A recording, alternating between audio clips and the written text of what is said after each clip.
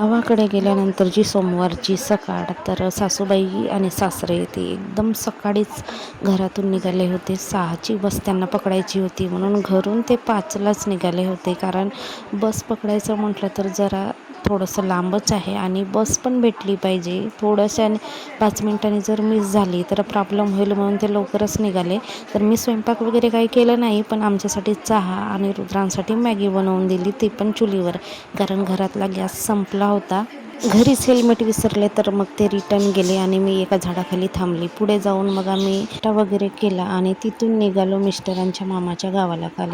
कारण मिस्टरांच्या आजीची होती 13वी, म्हणजे माझ्या आजी सासूची 13वी होती. तर तिथेच आम्हाला जायचं होतं. पूजा वगैरे झाली, जेवण वगैरे झालं आणि परत आलो आम्ही इकडे आपल्या ज्या ठिकाणी आम्ही राहतो तिथे आपल्या कर्मभूमीला.